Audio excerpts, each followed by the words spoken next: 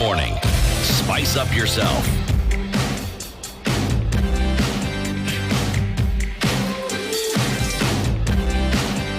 Mornings done right.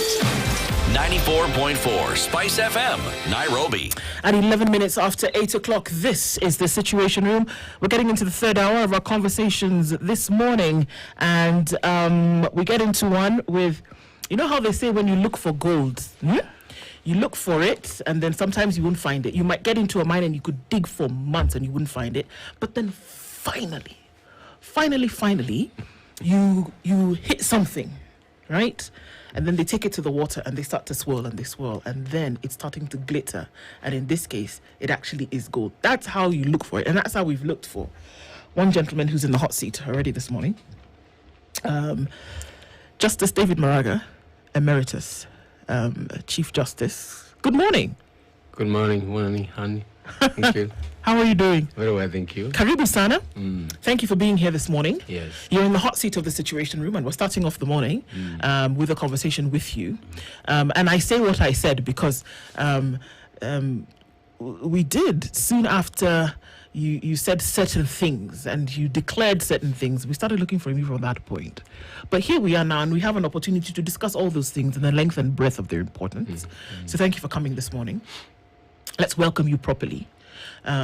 You have practiced interpretation for the longest time. Dennis is going to share a proverb from one of Africa's countries, and we'd like to hear your interpretation of that as we start things this morning. The country we're in, due to its plateaus, hills, and rivers, is considered to be the heart of Africa. In 2019, it changed its capital from Bujumbura to Gitega. We're talking about Burundi. And in this country, the proverb that we have today is all about the drums, and this also relates to the beautiful culture they have of the drums and how they balance it in the head. Still remains being a mystery, but it's what Burundians are known for across the world. Now, when the drum sounds, it's not for one person. When the drum sounds, it's not for one person. How would you interpret that? When the drum sounds, it is for everyone. What I understand that to mean is that it's a call to action. It is a call to getting together, and doing what is required to be done. Yes. Well put. Well put. So, times are very interesting where we are right now, Justice Maraga, and I want to take you back some years where towards the end of your tenure as Chief Justice, one of the things that you recommended, very strongly so, was that we just are not getting things right. So one of the things that needs to happen, and I'm just using layman's terms here, is that Parliament needed to be dissolved. And let's start from the beginning. We're going to tie that into the current happenings in the nation and also then into the positions that you would like to take later on. But at that time, you made a recommendation that Parliament be dissolved and let's start from the beginning. Why did you do that then? The Constitution. Thank you, my sister. The Constitution commanded me to. I said that at that time. It is the same thing I'm saying now. Let's go back, let's reset the country back to constitutionalism. Why constitutionalism? We have the best constitution, one of the best constitutions in the world, with very, very many provisions, human rights, the most elaborate Bill of Human Rights, and laws. What happened in the towards the end of my term? The Constitution required Parliament to enact legislation to have gender balance, so that no one gender is more than more than 2/3 of the slots in government and in institutions. So they were required to enact a law to implement that. And they were given 5 years. 5 years went on. They would bring bills to Parliament, play around with them, and then they don't pass. And the Constitution required that if there are petitions made by any Kenyan, the Chief Justice, if it merits, he should recommend to the President to dissolve Parliament. Why was that necessary? That was necessary so that the parliamentarians would see how serious that provision was. They failed. I had eight petitions. I served them on Parliament. I served them on the Executive, the Attorney General. They made submissions, written submissions. I considered them. I didn't find any good reason why they had not enacted the legislation. So I made the recommendation as was required by the Constitution. It's married to the entire conversation around the adherence to the rule of law. And that there are certain things which are not suggestions. They're not pick from the menu kind of thing, how you're feeling on a Wednesday morning. Yes. It's the rule of law. It's Yes. required that everybody goes along with those things. Yes. Did you see at that time that there was an issue with the adherence to the rule of law? Do you see that there is one today? Yes. That time there were quite a number of government officials, as that time and even now, were disobeying the law left, right, and center. But it is worse now. It is worse. It is much worse now. So what does that require? When we talk about constitutionalism, when we talk about the rule of law requires that everybody obeys the law. Starting with the president himself, the head of state. You know, there is that notion, wrong notion the public have that the president is above the law. That's not what it means. What it means is that you can't take the president when he is a sitting president to court. But if he disobeys the law, if he flouts anybody's rights, as soon as he gets out of that position, he can be taken to court. So what am I saying? What I'm saying is that we want to reset the country back to constitutionalism so that the law, the constitution and the law are obeyed by everyone starting from the top. And you know, when you do that, you send a message to everyone that the law has to be obeyed. You have got to end impunity.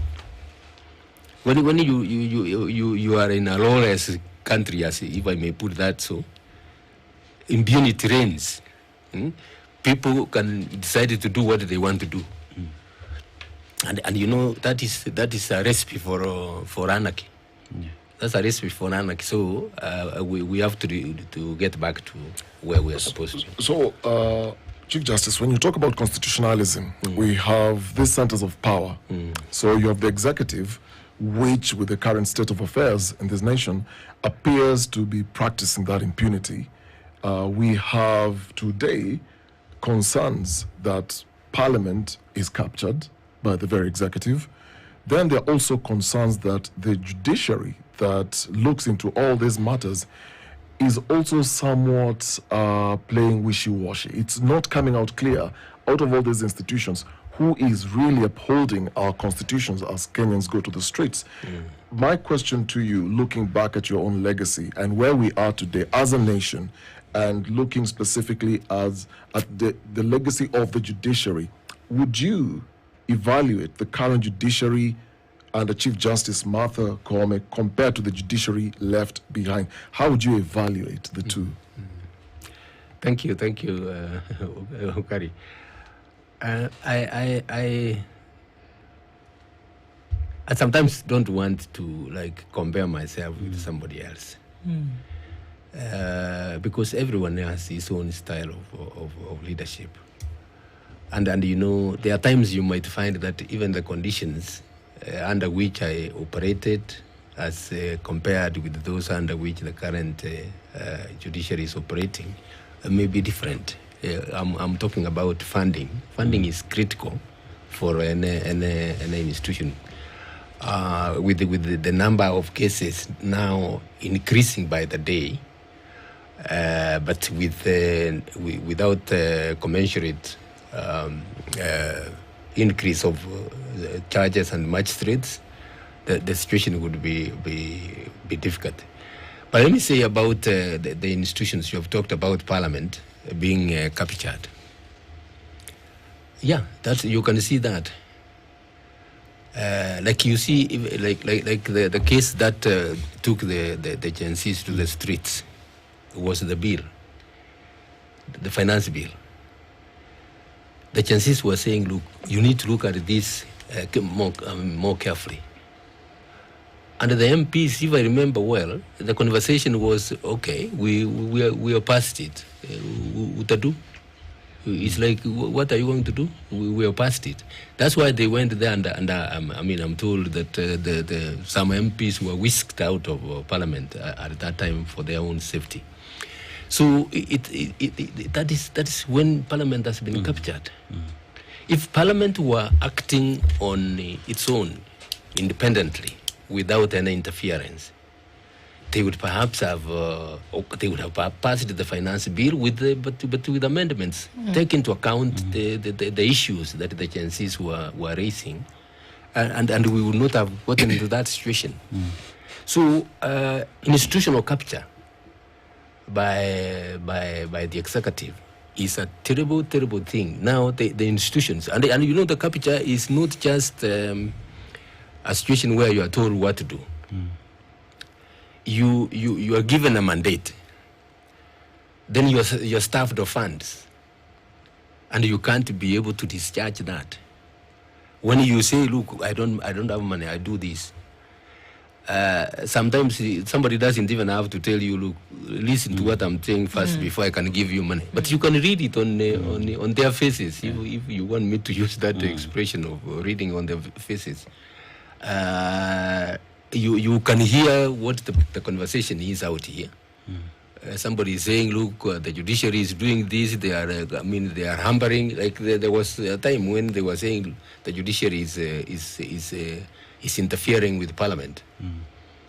And when that comes and you hear them talking, what they are telling you is that play ball and we will give you funds. So did you at your time face the pressure for capture during your tenure? I think I am one of the Chief Justices who faced the greatest pressure because of the 2017 judgment. If you may allow me to, the 2017 judgment, some people say, look, why is Maraga behaving like this? The president has garnered more votes than anybody else. But when you looked at the evidence, how did he garner that? And we went to the process. I don't want to repeat what we done. I mean, so that for me to leave or to uphold the constitution, I had no choice but to, like my three other judges, but to reject the what? The election. To annul the election. So after that, budget cuts were the order of the day for the judiciary. Do you connect the two? Do you say that of because it was very clear, we remember your words very clearly, that on the issue of procedure, then you had no choice but to call the election null and void and then to recommend that a new election take place. Are you saying that as a result of that, because we did hear former President Uhuru Kenyatta register his dissatisfaction, I guess I'm putting that lightly, in that decision. So are you saying that budget cuts and other things came as a result of that announcement, even though you did recommend, and then went on to accept the results of a secondary election? Yes, that the budget cuts were as a result of that. Of course, there's a time they said that there were budget cuts in all the institutions in the country. But the judiciary was hit most.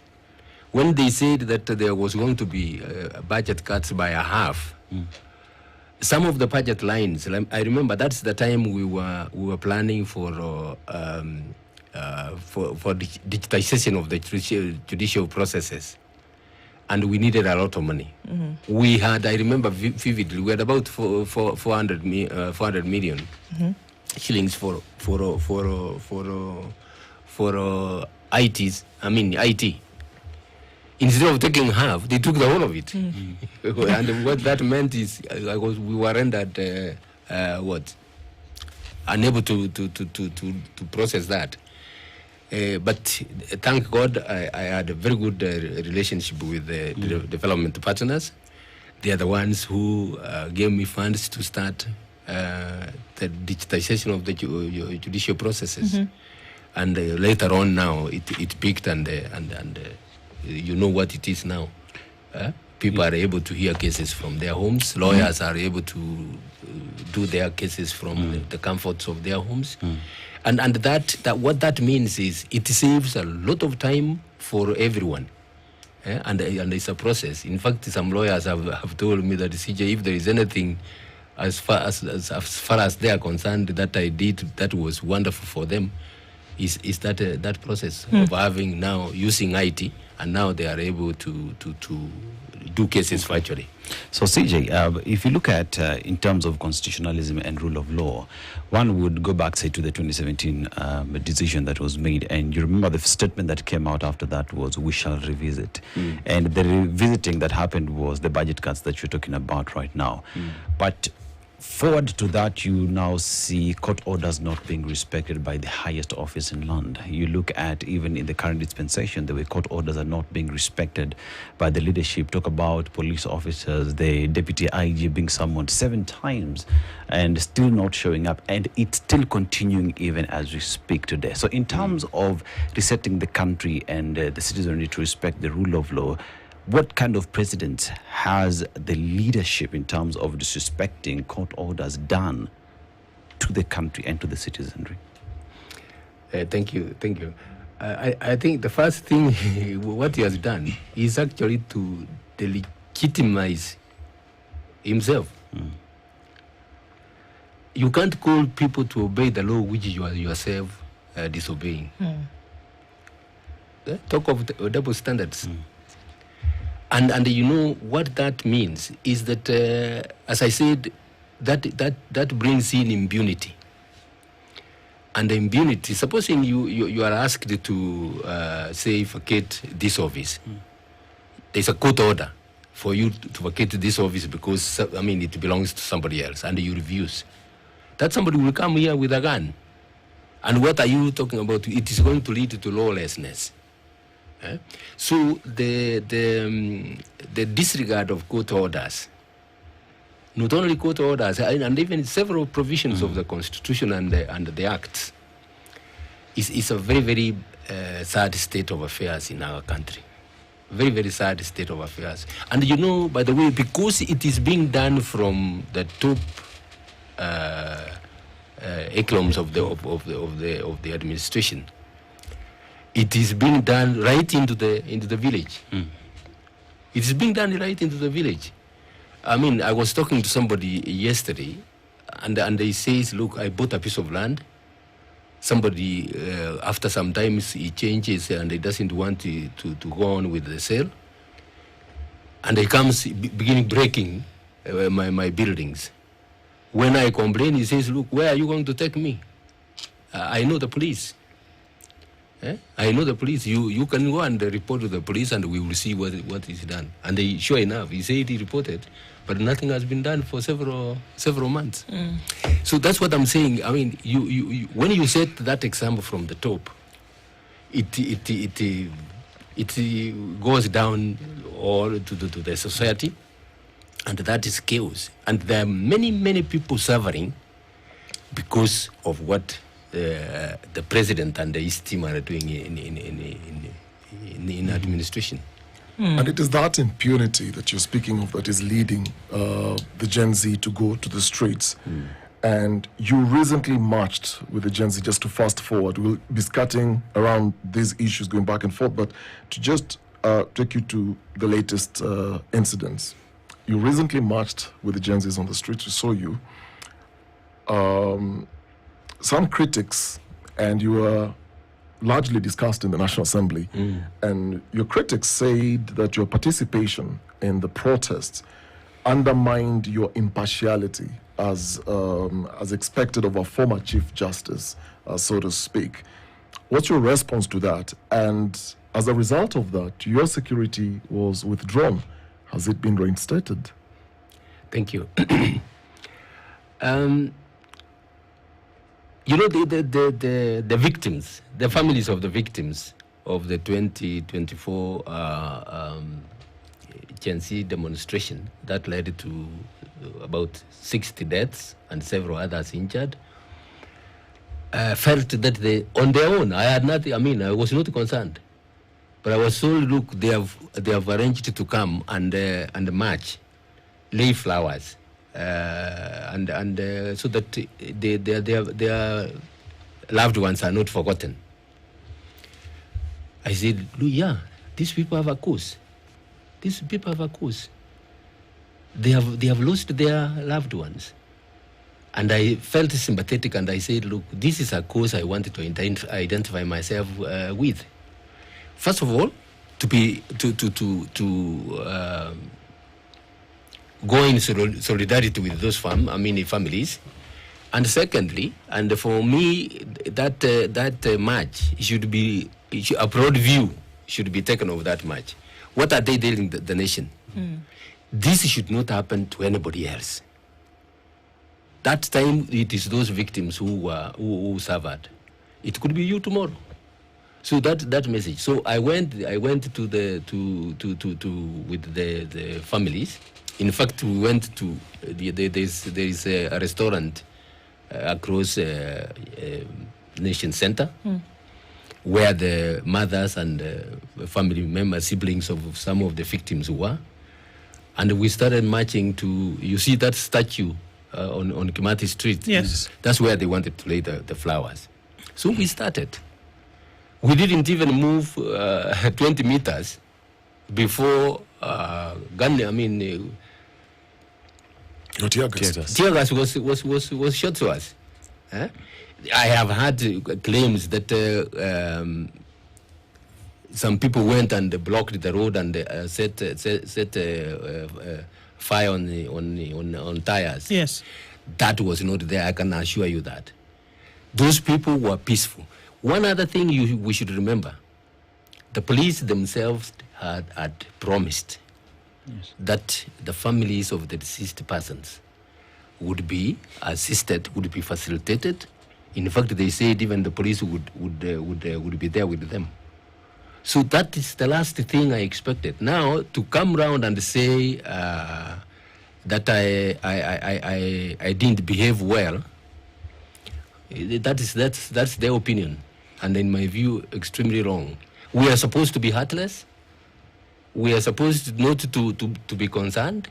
If they are not concerned, some of us are. Some of us are. And your security was withdrawn. My security was withdrawn. It has been restored. In fact, some have not been asked to come back, even as we speak. They started with my driver and the bodyguards. But they have restored the driver. One bodyguard is yet to come back. Then they came one morning. I wake up and I'm told by one of my people at home that they have picked the security who were at the gate. They went away, but that was restored yesterday. But your security detail, your driver, you speak to them. You are with them nearly constantly all the time. When they're being withdrawn, just to understand, when they're being withdrawn, do they come and tell you, sir, we've been told we are leaving? Or do they just disappear? You wake up and your driver is not there, your security detail is not there. Do they tell you who has given the order to withdraw them? in this case, what I was told is that they were rang to go to report to their office, their bases, not to come to my home, but instead to report to their bases. So pretty much, even when the withdrawal was happening, there is no notification or reasons given to you as to why they were being withdrawn. No. But there was no notice at all. But even while at it, as CJ, you went to the street. I saw Mama Rex holding your hand after the tear gas was lobbed.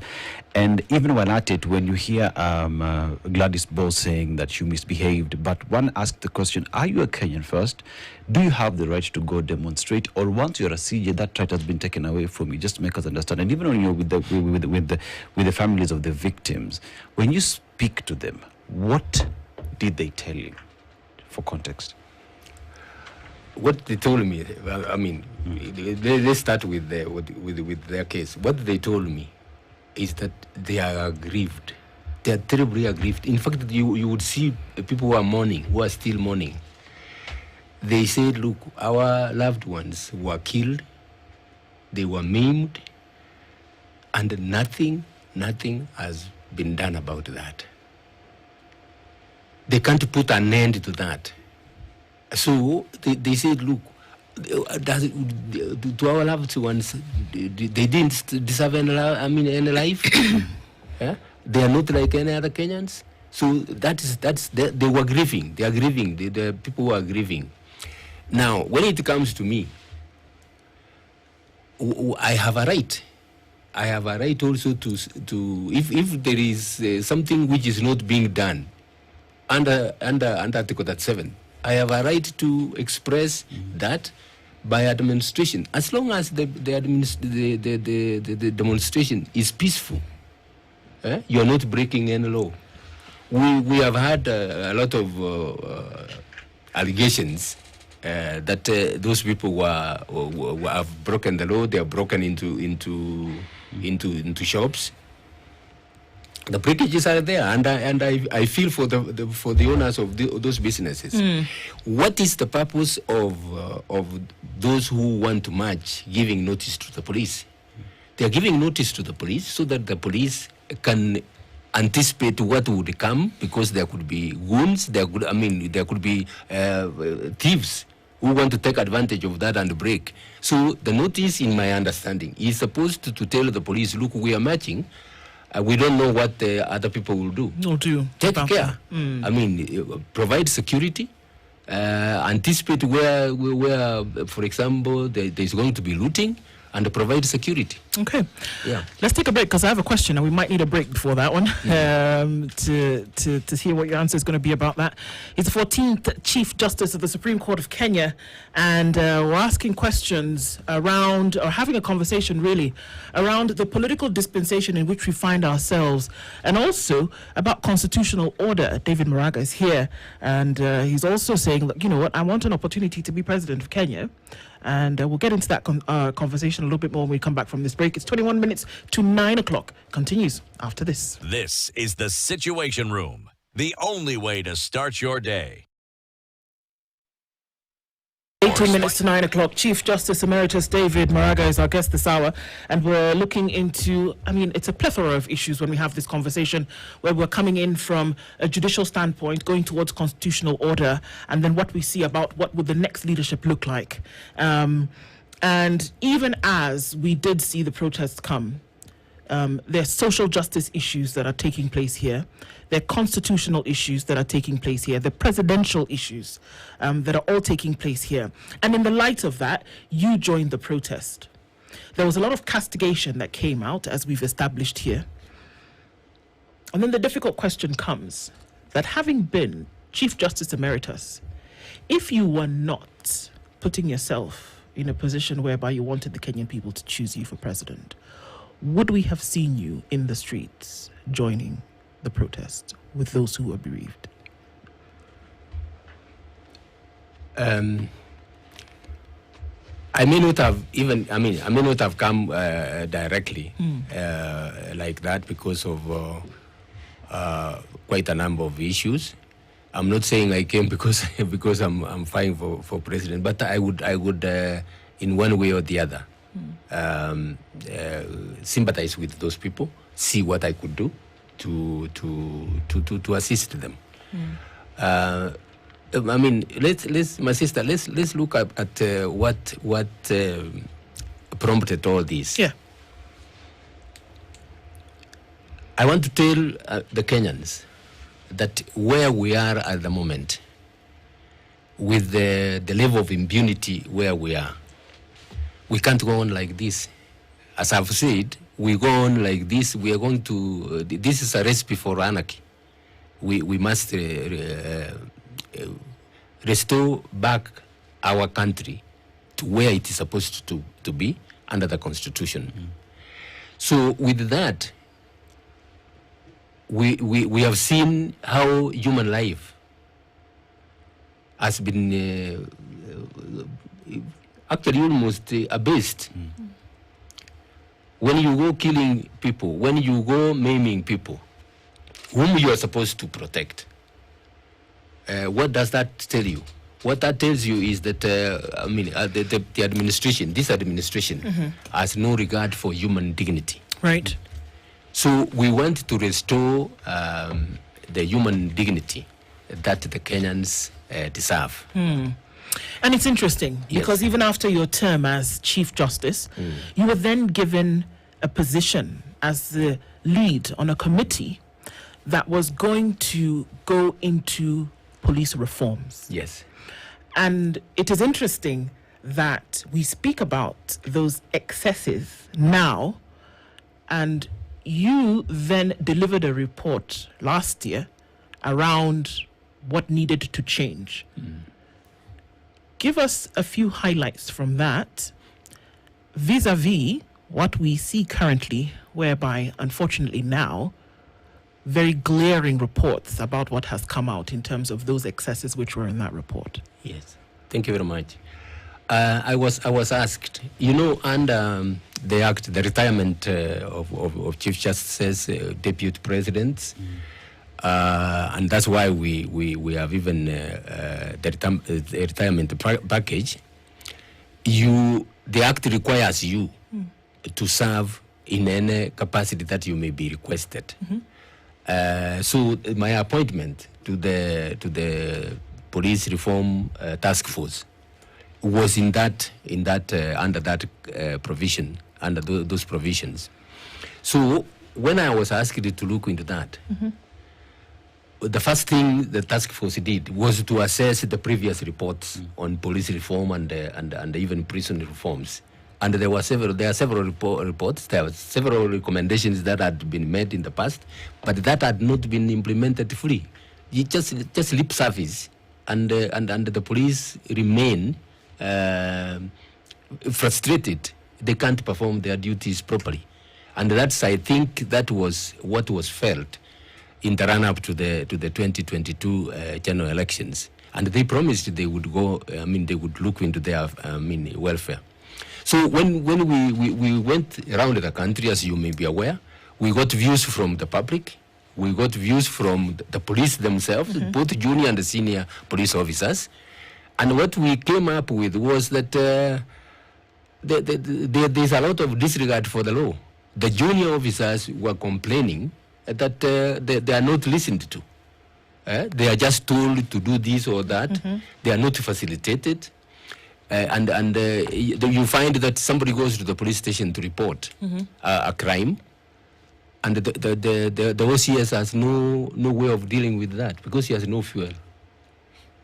When you go into the details, you find that the funds allocated for fuel has been utilized for something else, or has been misappropriated. By who? By either the police seniors and others.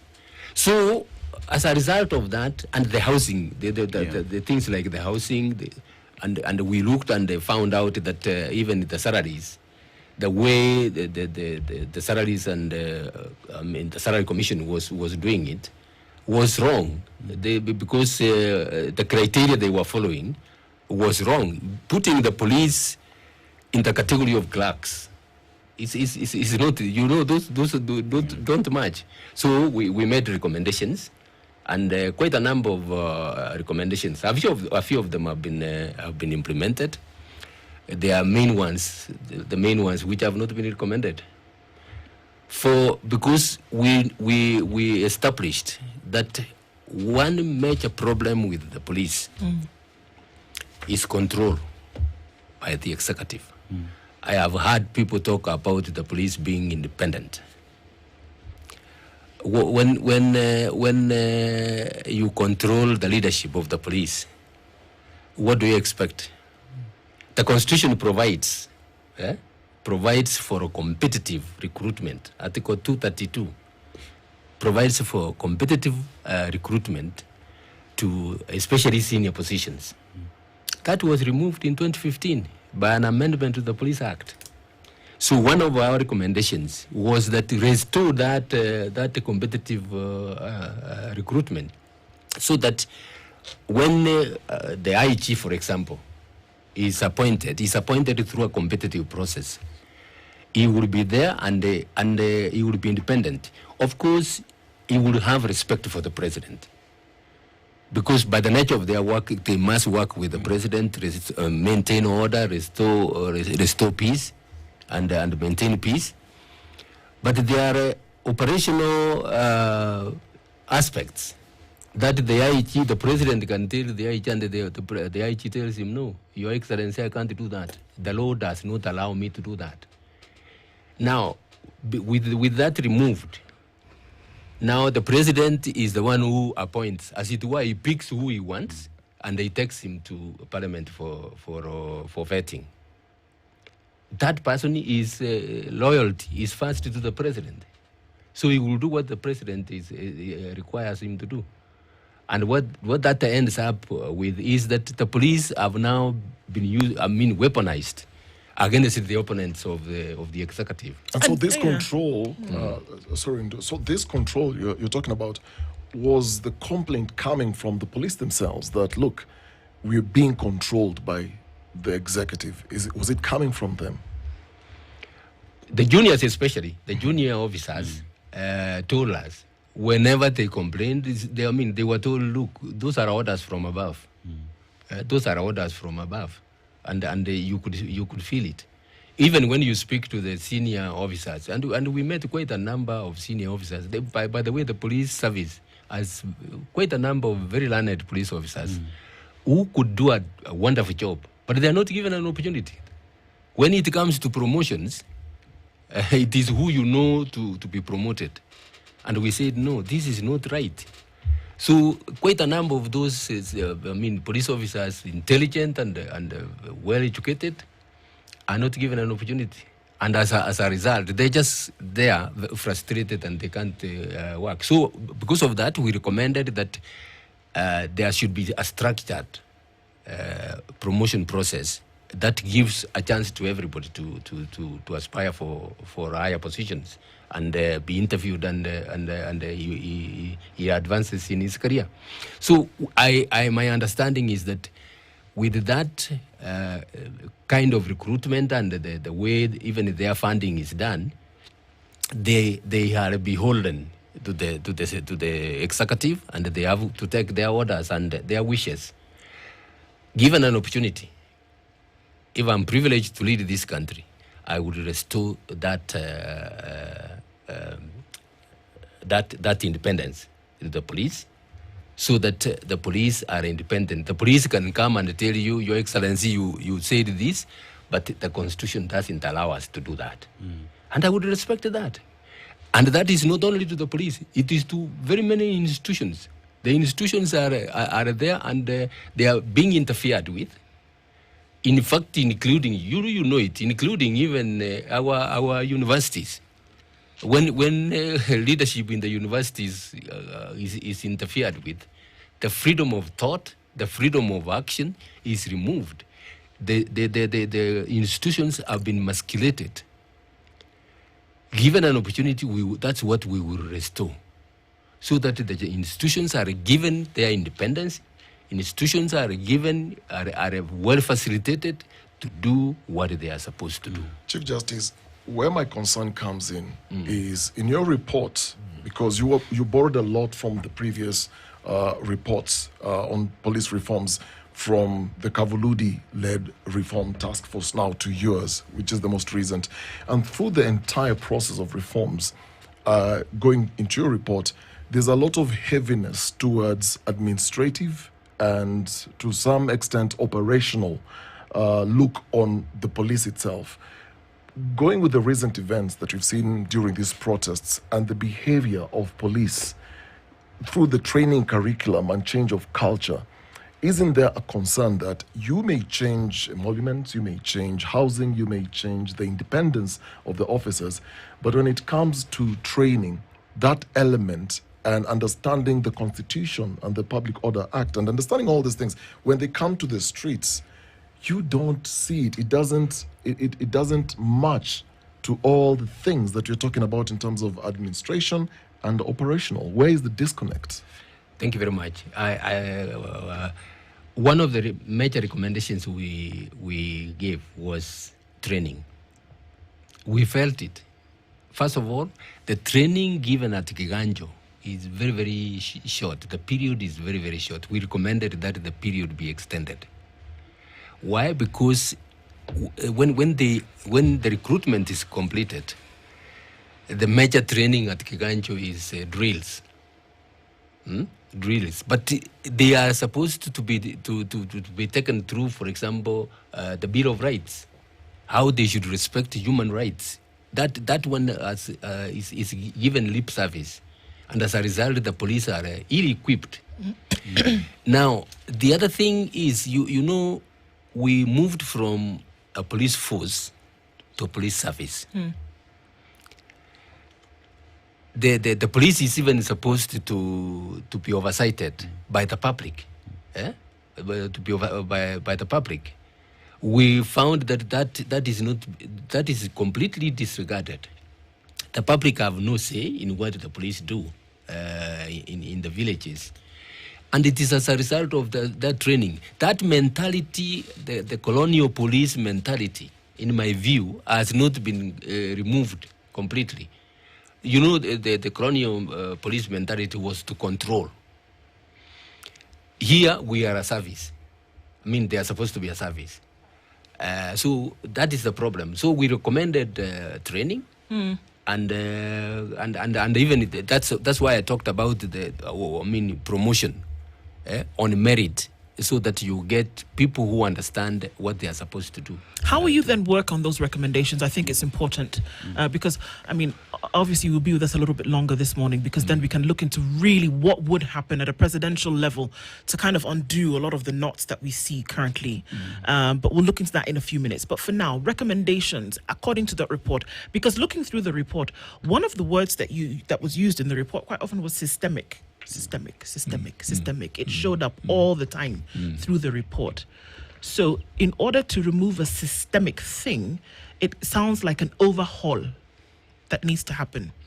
And across the service, is there, number one, kind of like, you know, piggyback on Dennis's question, is there an understanding of the Constitution? In this service, is a constitutional approach taken to doing its work? Many would argue that there isn't. We've seen a man shot point blank, died just a few days ago. We've seen another man who died within a small cell, who was murdered.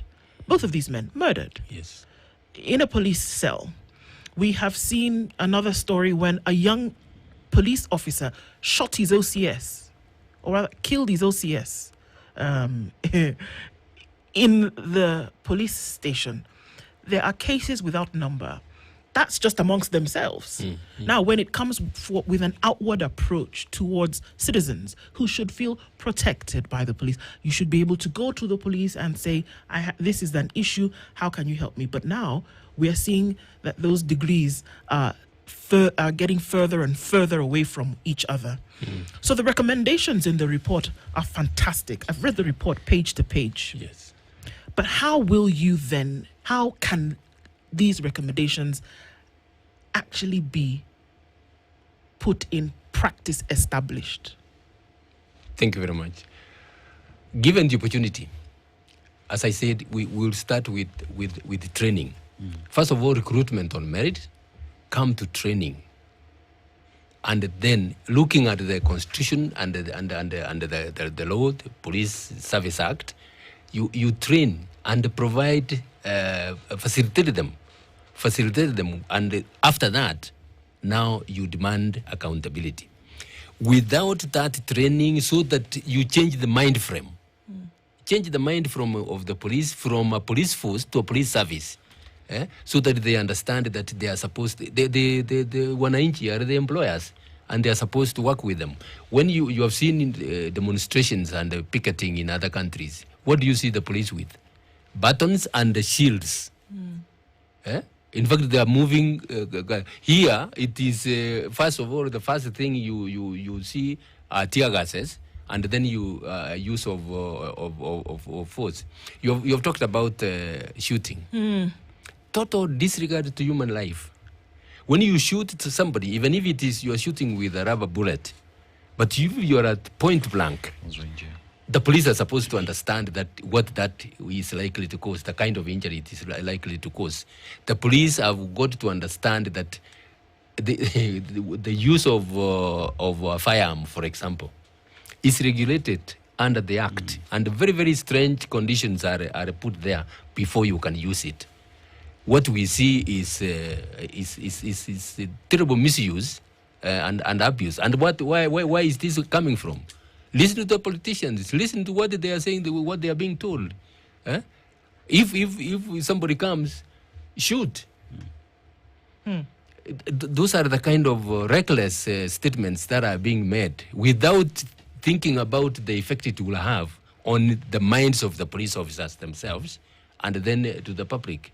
So, given an opportunity, we will have the police retrained and facilitated to know that they are serving the people. They are not supposed to control them, just to control them, but to serve them. David Maraga is the 14th Chief Justice of Kenya, and he's here with us this morning. We're going to now go into the next hour when we talk about, okay, so you want to be president, Justice Maraga. It's a tall order, isn't it? And there's a lot to be done. We'll look into what he thinks is necessary and how he's going to go about it. It's 9:01. The Situation Room continues after this. This is the Situation Room, the only way to start your day.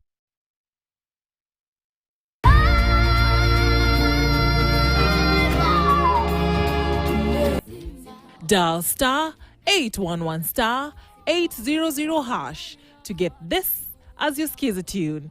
KTN, ndio home. I don't accept that. Get ready for an unforgettable experience. At KTN, we've got it all. Hold tight, because the adrenaline rush is real. Our action-packed films will have you gripping your seat. Craving suspense? Hungry for adventure? Or just looking for that perfect escape? Whatever your mood, KTN is your ultimate destination for a movie experience.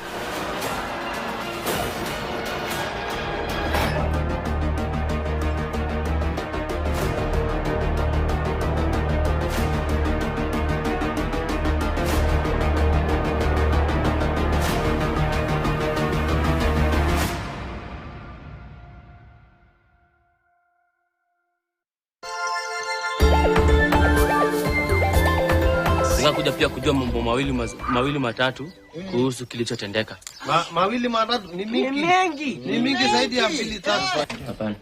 Utaongea mimi niongee? Wewe ongea. Unaona aje wewe uongee? Wacha ongea. Wewe unataka kuongea? Hapana. Sio. Umekuja hapa hivi kuchunguza nini? Umetumwa nini? Umetumwa taksi nini? Umetumwa nini? Kuna kitu kama hiyo. Nini? Mimi naitwa Sina Mweti na nakuanga hapa kuna Mbaruna kwetu ni Meru na baba yangu aitwa Baba Mweti na mama yangu aitwa Mama Mweti na mimi ni wa 1988. Acha na bwana nyumbani. Ndio nyumbani toka hapo usiye na bado usiaje pitia hapo nasikia.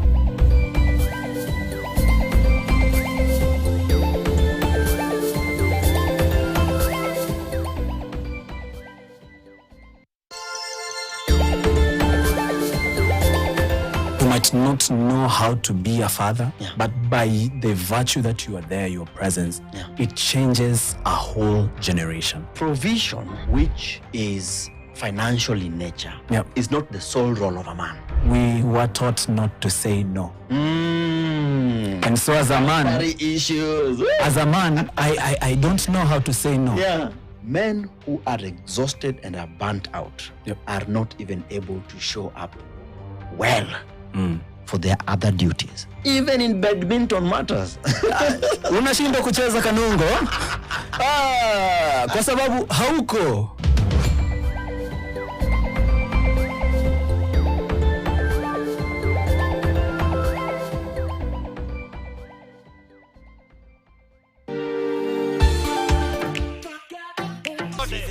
Inajua ni kubaba.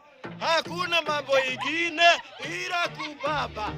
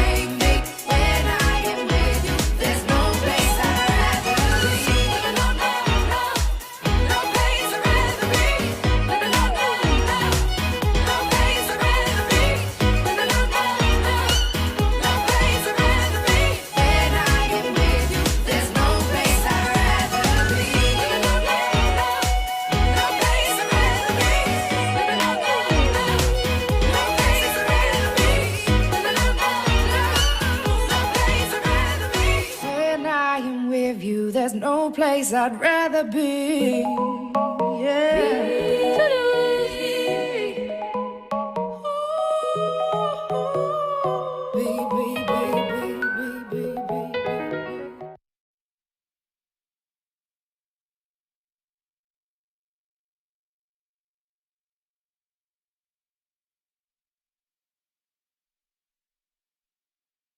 This is the Situation Room, the only way to start your day. Talking about certain things that we've seen in the country and how you would interpret that, and tying that in from your tenure as Chief Justice, and looking at some certain things as concerns the rule of law, constitutionalism, and then tying that up then with reforms, work that you did, that you were assigned to do, and intertwining that with the current situation in the country. And now we are living in a time whereby you've said, you know what, I want to be president of the country. And even before we go into what you would do about what, I guess the first question would be, why do you want to be president of Kenya? Thank you very much. I'm a Kenyan, like all of us here. Well, we know what is happening. We know what we are seeing. What we are seeing is that the country is sliding into anarchy and complete complete disorder. Because I've already talked about constitutionalism and disregard for the rule of law. In fact, I thought about this and I said, look, what are we leaving behind? Quite a number of people have asked me, look, why are you coming to politics at this age? I got concerned and I said, look, if we all keep away and say this is not for us, you know, we might have no country. We might have no country when we are not there for our children and the grandchildren. And that is the concern of quite a number of people. So I thought about it. I was asked by friends. I thought about it myself. It's something I was thinking about. It's not that they came and woke me up. And I said, look, let me also come and play my part. And I looked and I said, look, let me play my part. If I can be elected president, I want to restore the country back to order, as we have already said. Restore the Kenyans the dignity they have lost as Kenyans. Healthcare is in shambles. Look at it. Healthcare is in shambles.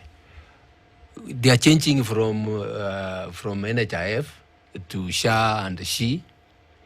That is something that we should have been planned meticulously, so that service delivery is not hampered. If anything, it should be enhanced. I mean, I don't have to go into the details how people are suffering in healthcare. Education for our children. If we don't restore order and redirect the resources to where they are supposed to be used, we are going to have a problem. I don't know about you. If it were not for government facilitation, I would not be what I am. Because I would not have been able to go, my family would not have been able to pay for my education. And there are millions of Kenyans, brilliant young people, who, unless they are assisted, they will not have education. What does that mean? Their dignity is completely ruined. They don't have anything to live for. So I thought about that and I said, let me come and given that opportunity, I would want to restore that dignity. Get education on its right footing, and healthcare. Move on to rebuild the economy. In fact, I have three main areas. Of course, the others will be like details. Reset the country into constitutionalism. Restore human dignity, and make everybody feel that he's a Kenyan and he matters. And then rebuild the economy. Provide an investment environment for the business people to do their work. You know as I do that the government can't provide all the opportunities for employment. In fact, the government provides very a small percentage of employment. You are here in the private sector. What does the government need to do to facilitate the private sector to operate optimally? CJ. You need to facilitate. In fact, the government should go to the private sector and ask them, look, what do you want us to do for you? So that you can operate optimally, create jobs for the young people, and prosper so that we have taxes. In fact, when the economy is rebuilt, you will not only have more money, but you will provide employment for our people. You wanted to ask him? Yeah, CJ, you've mentioned the three areas that you are looking into, and I will task you on two. Let's talk about constitutionalism. If you talk about constitutionalism and you look at the Constitution of Kenya 2010, one thing that has failed is the implementation of the document to the core. You talk about the police reforms that have been there, the Kavuludi Commission, and the subsequent implementation of the same. It has not happened, including the report that you gave. It has not been implemented to the core. So what are your plans with regard to full implementation of the Constitution? Number two, there is the aspect of the fixing the economy. And one of the problems that the country faces today is debt. We had a conversation here around odious debt. What would be your first item with regard to the debt the country goes into and ensuring that justice is given to Kenyans, because some of the money that was taken ended into people's pockets? How would you canvass that? Yeah, thank you very much. You know, we are where we are because of mismanagement of the resources. Mismanagement of the resources. If you were to get the details about budgeted corruption, you will be shocked at what is happening. Quite a number of things. When the government finds that money has been taken and it doesn't have money to fund operations, it goes into borrowing, and that now has gone has gone completely out of what is expected. What are we paying? It's like 69 to 70 shillings per 100. Yes. About 70 years. Yes, to debt, national debt. Given an opportunity, the first thing I will do is to look, to audit the national debt. What was this borrowing meant to achieve? How was it utilized? I will empower EACC. You know, that's if it is misused, that's an economic crime. I will empower EACC to do its work and punish those who misused public funds and went borrowing money and using it for in fact, you know, like public debt, especially when you are borrowing from out of the country, from other jurisdictions. From other countries, or from institutions which are out of the country. It is structured in such a way that you are supposed to use that money for that particular purpose. You are not supposed to divert it. But we know what happens with the Eurobond. The money was borrowed and it was not used for the purposes it was used. So we will empower EACC to trace where that money went and punish those people and recover that money. I want to go back what you're doing. Sorry, go ahead. Just please. one thing. Sure, that please. what the borrowing has done. You know, people talk about the late Kibaki as having done a lot to improve the economy. One of the first things Kibaki did was to stop borrowing. Government to stop borrowing immediately. What does that mean?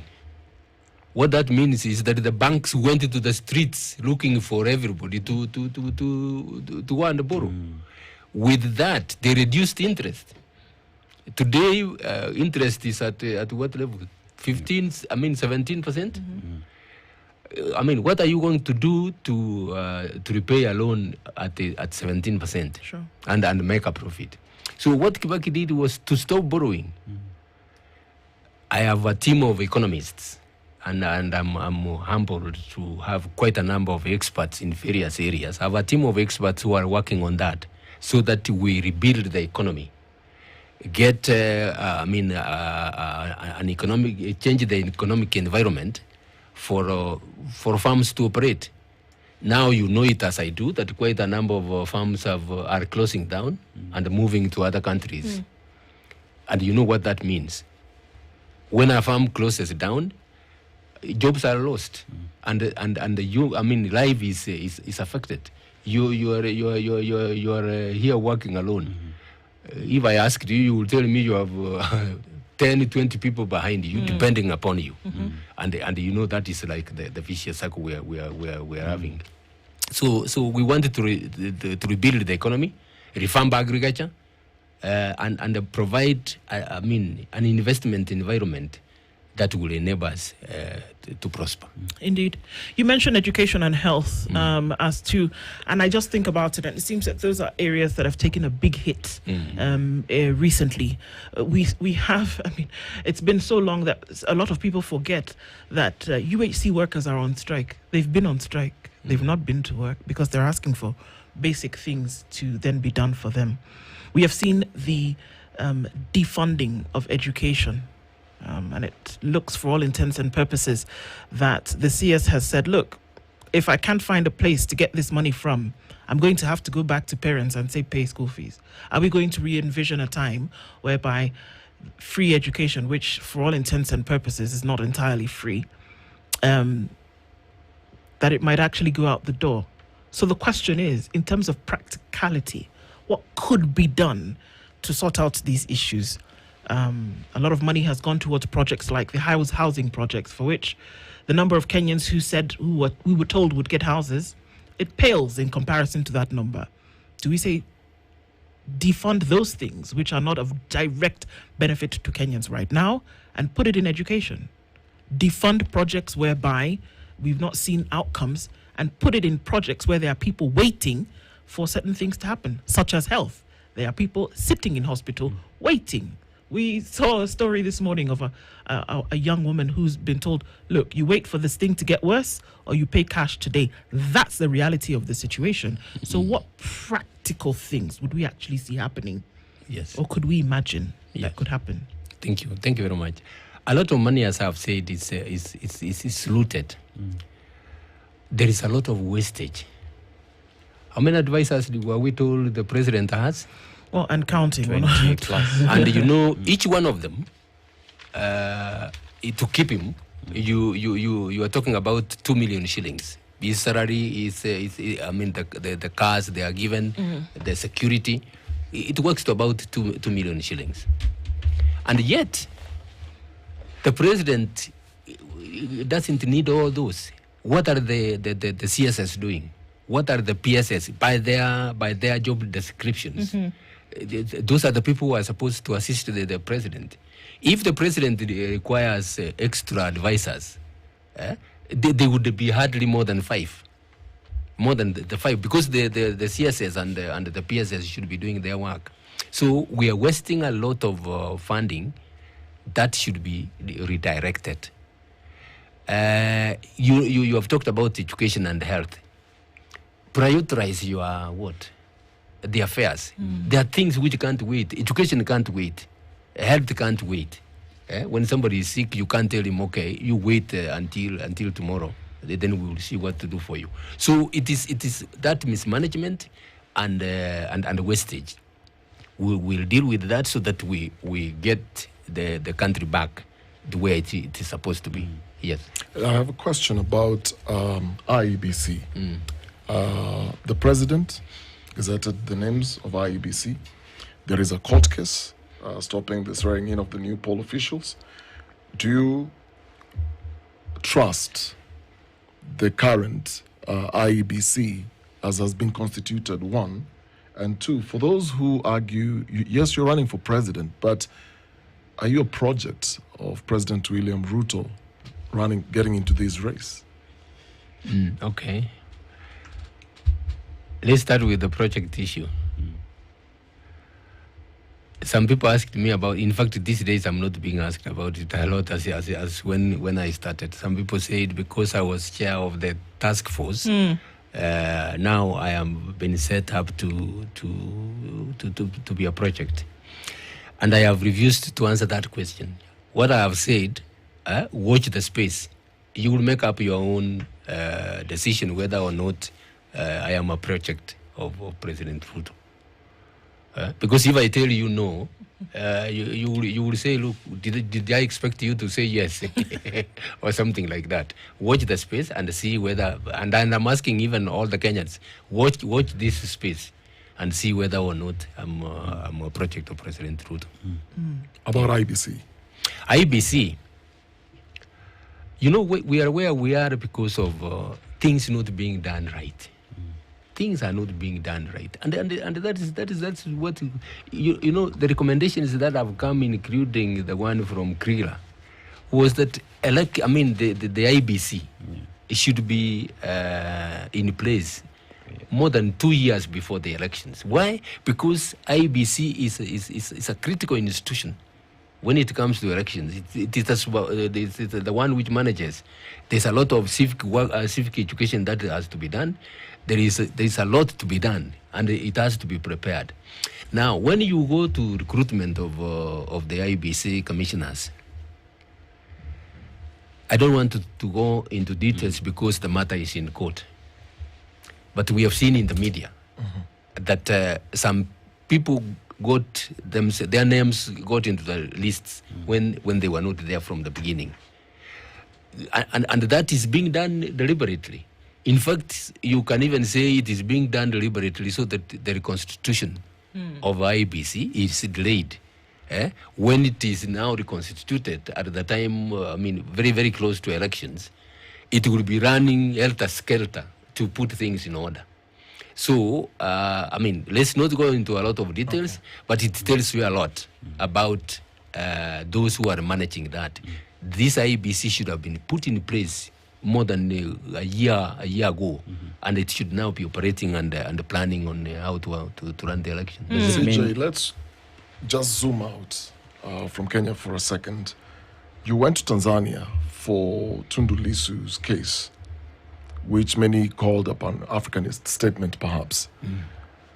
In Uganda, the president said civilians can be tried in a military court. In Tanzania, from your experience and what we saw from the likes of Martha Karua, Boniface Mwangi, and the other activists who had tried to get into Tanzania and all the drama around it, what does this signal to you? Because if you become president of Kenya, you will be working with other East African leaders. What's your reading of this high-handedness that we are seeing morphing within the region? Thank you. The civic space is being constrained.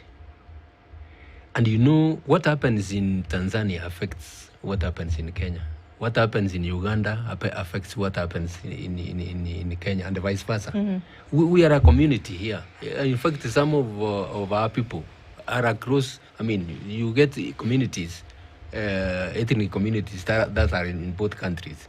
So my going to Tanzania was in solidarity with the Tundu Lissu, so that the countries in our region can see that we are all concerned about the democratic space which is shrinking, and good governance requires that you have competitive elections.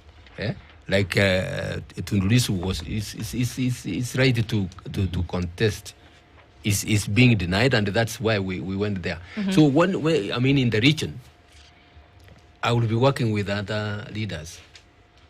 We want, me as a person, I would want us to emphasize the fact that you can't control what your fellow president does. No. But what you do might influence, and influence him when you are doing what you are required to do and operating within the law. You send a message.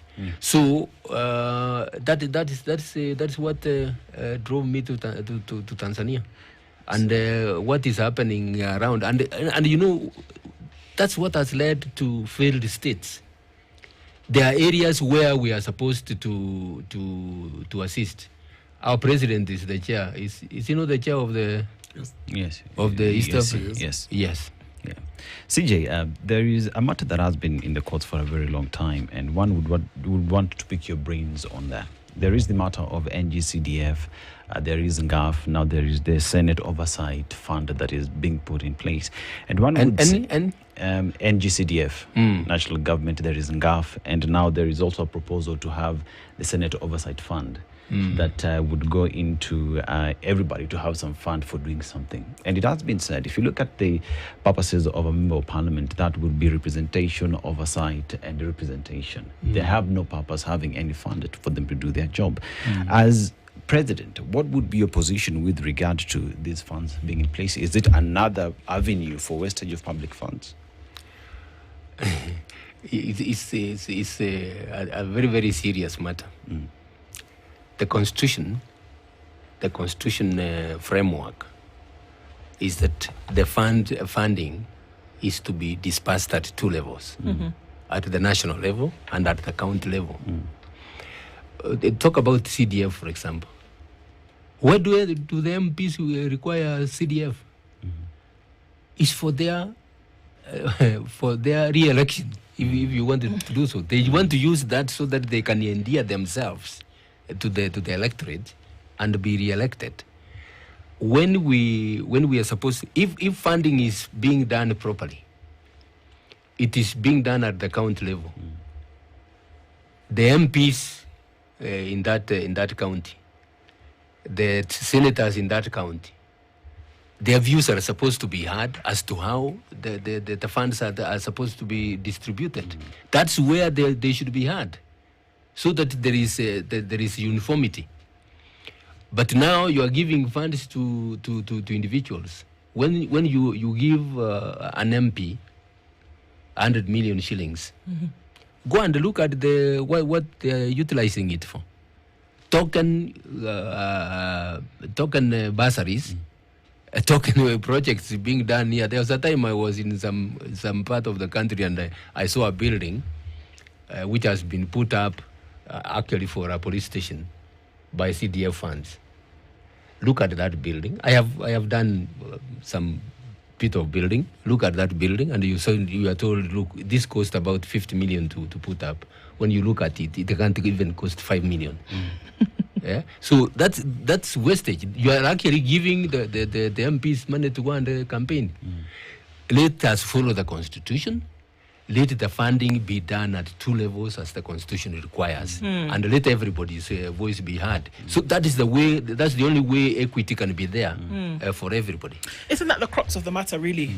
Then, when it comes to actually, I mean, it's one of the first questions, that abiding by the rule of law, because if we're all plugged into a system whereby our culture, whether it is mental culture, whether it's a social culture, is that we know that there are rules to be followed. Somehow we are not plugged into that across board, and it's been argued on many occasions that it is it's a cultural issue. Again, it came up in your report, systemic. The same systemic flaw you see seems to be the same similar thread that runs through everything else. It's why you have 50 million shillings for a building, but it's a 5 million shilling building. It's why you have a road that cost 80 million shillings on paper, but then later we see that you spend 89, or you spend 8 billion, for example. It's the thing where it has become acceptable for impunity to reign. And so the question is, how do you claw back on that? How do you, I don't even know, I'm about to make up a new word, uninject. How do you get to the place whereby the culture, you inject with a brand new culture, you declutter and inject a brand new, how do you do that? How do you claw back on the damage that has been done by this culturalized way of doing things? And for oftentimes, a leader is not looked at to bring about, to say, okay, let there be more money in the coffers, or let there be now infrastructure and economic development all over the place. But if we see that this adherence to the rule of law and this culture shift actually takes place, all these other things seem to just kind of fall in place. Exactly. How do you do that? Thank you. How I would do that, and I have said it many times, I will face corruption head on. I will face corruption head on. And deal with the issue of budgeted corruption, so that you know that so much has been requested by this department for this. Have a mechanism of oversight. Have a mechanism, if it is road construction, have a mechanism of knowing whether or not the funding that has been given for that road construction has been properly utilized. We have seen roads constructed, and hardly a year later, it is all potholes. And you ask, was there any need even of starting to put up a tarmac road? So, I mean, the utilization of funding, of the funding that is there, is something that we should seriously look into that. And that's why I said, restore the dignity by dealing with corruption. We are not one of the richest countries. But comparatively, Kenya is doing very well. Kenya is doing very well. If we control corruption and rebuild our economy, and we have all the means to rebuild our economy. We have a very educated population. We have, Kenya is among the best experts on IT and other areas. In fact, you need to travel to other places and you will find Kenyans in very many countries. Use that. Get the country to industrialize. We are strategically placed. That if we get our act together and restore the industrialization which had started. Kenya was an economic power in East Africa. I don't know whether it is anymore. I don't know whether it is anymore. We were being looked to by our neighbors. I don't know whether that is there anymore. If anything, we are sliding. Yeah, CJ, there is the aspect of, if you look at the reason why the Gen Zs went to the streets last year, it was because of the taxation regime that had been put in place. And several scholars have said you can never tax your people into prosperity. In terms of your government and the tax regime that you would be put in place, how would that be? Because at the end of the day, the government needs taxes for operations. So how would that be? Yes. As I said, we will audit the debt. And when it comes to taxation, I told you I have a team working on that. In fact, there are some people working on taxation. There is no government which doesn't levy tax. Taxes in other countries, and like if you go to the Scandinavian countries, the tax is I'm told some goes as high as almost 60. But those people are not complaining. Why? Because everything is provided for. So what it means is that what we want is we want to come with a reasonable tax regime. A reasonable tax regime that the Kenyans will say, will know. You and I will tell everybody that, look, the government needs money. And we think this is reasonable given the services they are offering. What the taxation that has been imposed on us, and when you look at what is that achieving, look at the housing. Look at the housing. Yeah, the argument is that you need people to be given decent housing to live, which is a good idea. Could we have done it through the private sector? Could we have, because that would also spur the economy. The private sector, if properly structured, it will deal with that. Now, and it's coming when they are quite, especially the employed Kenyans. Some of them are taken loans to mortgages to build houses for themselves. The kind of housing that is being provided for is not the kind of housing they would want themselves. They are not given the freedom.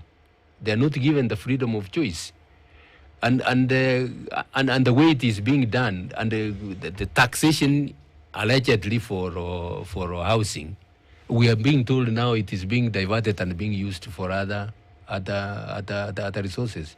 We were told it is even building stadiums. It is going to do that. Is that the way you go about that? The tax regime should be looked at holistically and ensure that you don't overtax. As you have said, you cannot tax your people into prosperity. You don't overtax. And make sure that you get a reasonable tax regime. CJ, last year, President Ruto, the protest that led to him now dissolving his cabinet, one of the things he said is he's going to, among other things, austerity measures. And I'm listening to you, and your presidency seems to be pegged on, like you said, constitutionalism and order and the rule of law, and restoring dignity. Yes, human and dignity. Rebuilding the economy. Yes. Okay. On rebuilding economy, I'm curious to know how your government will look like, because when you talk about the economy, one of the things that has always been an issue in this country is the wage bill. We talk about bloated executive. We are talking about advisors.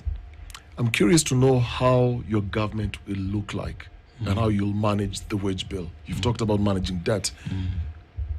As president, how many cabinet secretaries will you have, for example? How are you going to manage and cut the excesses within government? An ideal size of the cabinet, if my recollection is right, is about 14 to 20 CSS. Consolidate some of those functions. Consolidate some of the functions so that you don't have a cabinet secretary in charge of culture, and another one in charge of sports. When you can amalgamate quite a number of those, we are parastatals whose functions are overlapping. And they I mean, if anything, they are drained to the public resources and with very little service delivery. So it is a question of restructuring the government in such a way that you reduce the wage bill. We have had, talk of even there are people who have talked and said we can work together. What I'm doing at the moment, my main focus is to get my vision completely clearly set out. Mm-hmm. Then, when I have got my vision, I will now. As I talk to other people, I'll say, okay, you want us to work together? These are the parameters. Okay. For me, these are the parameters. Can we work together on this? We want to reset the country to constitutionalism. Okay. We want to restore dignity to the Kenyan people. We want to rebuild our economy and restore the dignity and the independence of the institutions. If you are ready for us to work on that, please come. Are those your bare minimums for the people you'd want to work with? Yes. Yes, I would want. After all, it would not make sense for me to go into politics if I'm not going to render service to the Kenyans. Would you stop borrowing? It's one of the issues that we see today. I don't want to stop borrowing. It's one area I will look at critically and reduce borrowing as much as I can. Okay. So that the money, there is money in the economy. Yeah. All right. Borrowing, as they say, if you are in a hole, don't continue digging. Find a way of getting out of that.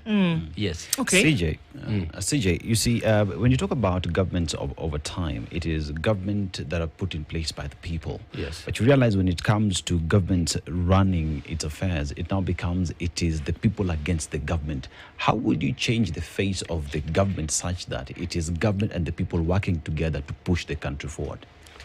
Public participation. Listen to the people. And by the way, you might think that your grandmother in the village has no idea. she will tell you, and I have done some tasks I've done require public participation, and when you go to the people, to the grassroots, when you get the ideas, they will tell you you'll be amazed. They understand what is required. Okay. So involve the public. After all, you are serving the public. You are not serving yourself. It's like we are in a system. The systems that we have now are extractive. What some political scientists have called extractive. You go there to enrich yourself. You go there to loot and amass wealth, when it is supposed to be the other way around. As government officials, as a government, those who are in government are supposed to act like trustees.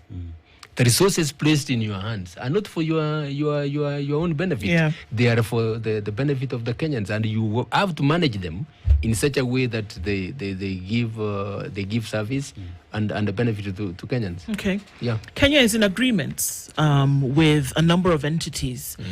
These are some economic entities. Of course, the tinge of politics is not far removed. Whether we look at sectors of energy, entering into contracts for years, where a lot of money then is paid.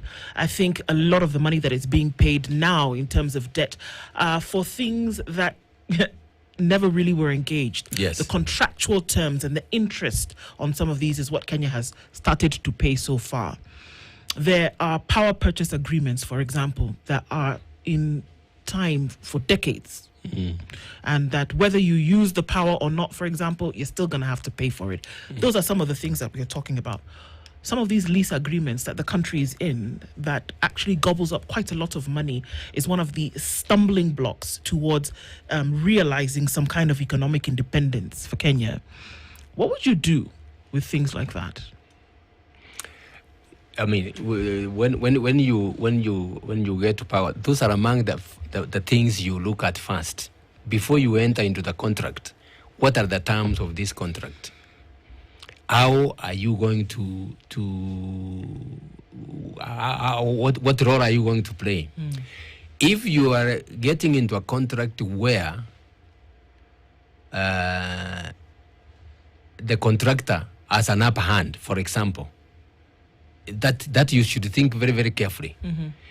You have talked about the wastage and the looting is done through those contracts. Procurement, the procurement processes are skewed to enrich, or to enrich those who are in power and control. So the contracts themselves that you enter into, the clauses of that contract must be examined very, very, very critically. For example, there's one contract I saw. It involves a multinational from Britain, for example, and you are told that in case of a dispute arising between the government of Kenya and that contractor, the arbitration has to be done in London. If it is Chinese, it has got to be done in Beijing. In Beijing, and you know, I mean, all that. What is that? You know, it is skewed.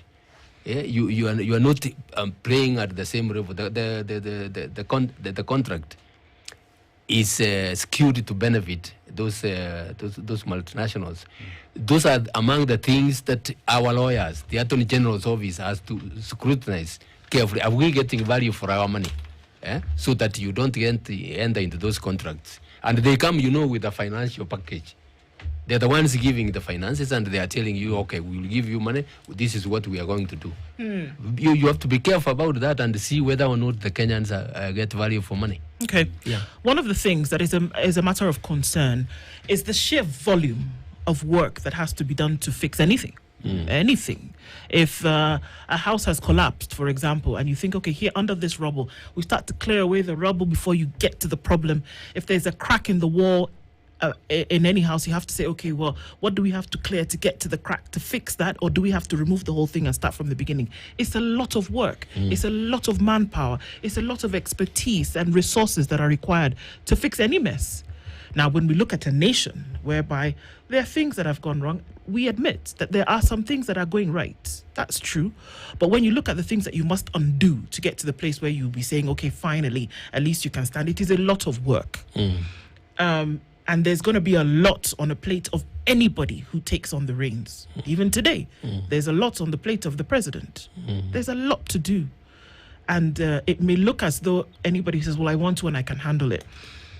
Do you take into consideration the sheer volume of work that has to be done to stabilize things before you even start to look at growth progression? Stability before then saying, okay, let's start to do you take into consideration how much work actually has to be done? Exactly. That we are working on. There are areas where you are going to require more manpower. Yeah, more manpower to be able to manage the workload. And there are others where you actually don't need to increase the numbers. It is a question of the working culture. There are people, you know, there are people who do the bare minimum. You're given an assignment. I mean, what is supposed to take a day, you're doing it for a week. Those are among the things that you are going to look at. You don't have to because if you are managing the wage bill, you must look at the numbers that you are going to engage, and how you can optimally engage that. So all that is being thought out, and we want to ensure that we have a reasonable workforce. We have a reasonable and a workforce that is recruited to do what it is recruited to do.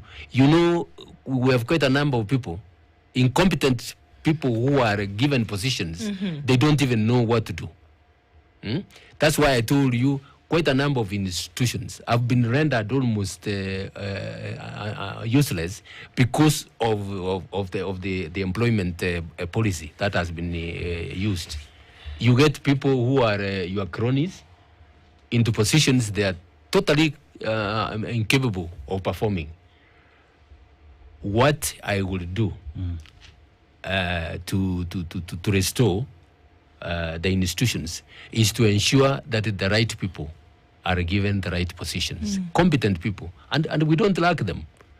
We have very many qualified Kenyans who will fit into all these places. Give them an opportunity and demand accountability. Demand results from them when you have given them. Well, CJ, you were on the streets, standing with the mothers who lost their sons and daughters during the protests for last year.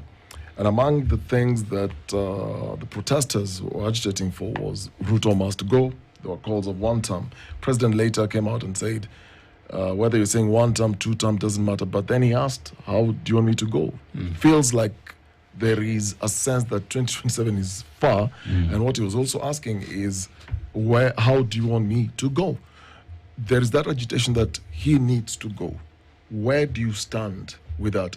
And which way or which path do you think he will need them to follow if Kenyans can't wait for 2027? Thank you. You know, those I have had those demands. It's as a result of the frustration that the Kenyans find themselves in. With those calls, Ruto must go. Actually, the president should go on a retreat on his own and think about the Kenyans he's serving. Is he serving those Kenyans? If they are actually abusing him left, right, and center, they have no respect for him. He's asking, how should I go? That's why I said, go on a retreat even for a week and think and reflect. And if you come to the conclusion that the Kenyans don't want you, resign.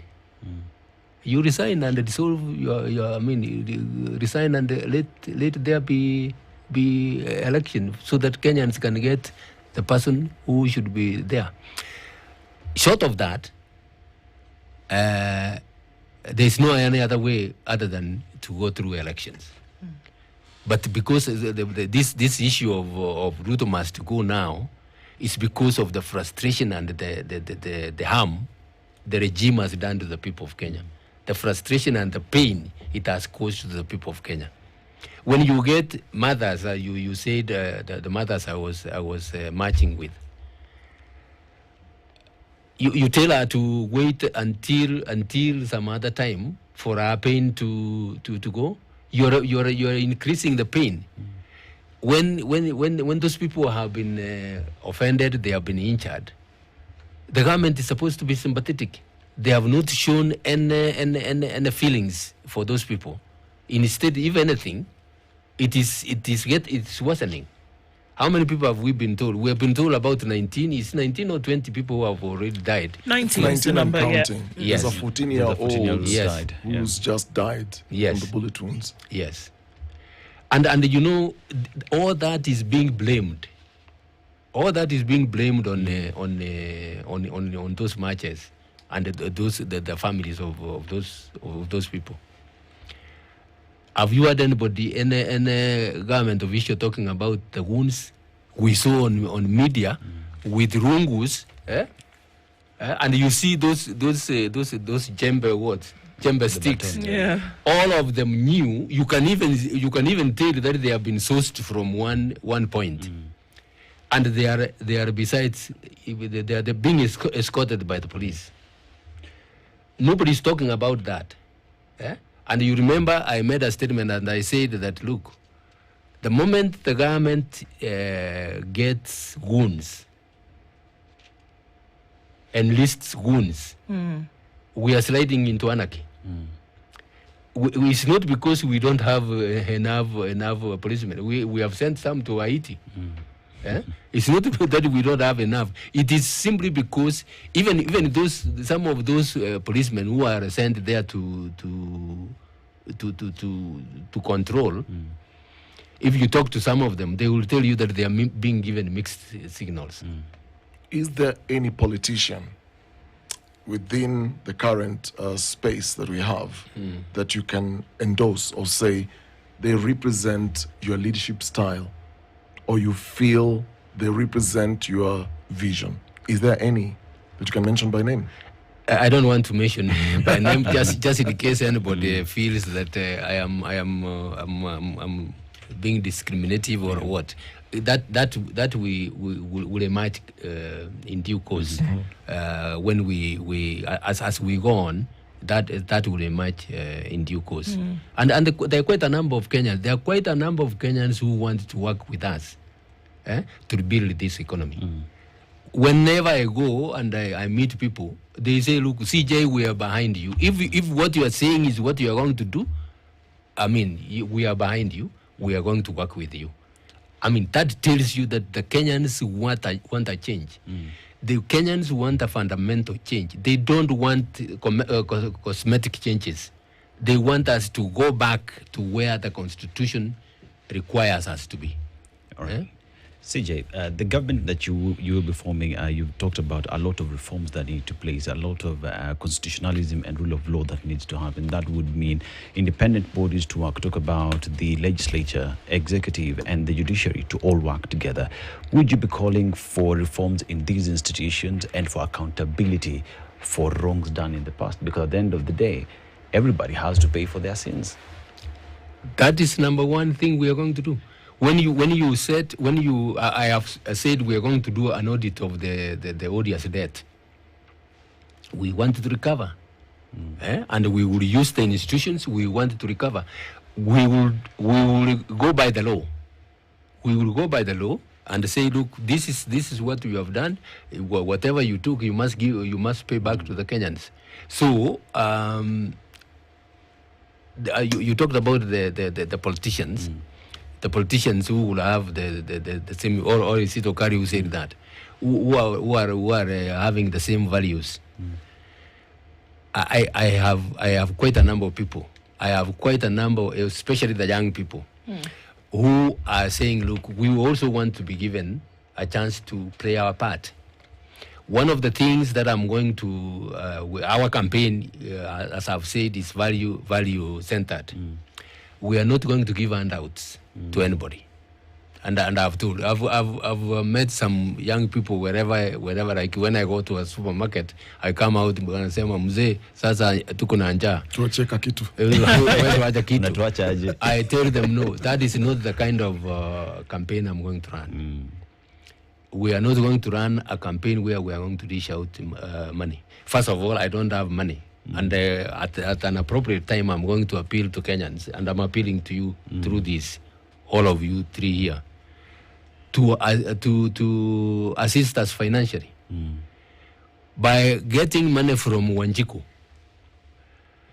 I will be obliged to give her back the service she paid for, the service she wants, she requires to be given. So that this is the situation.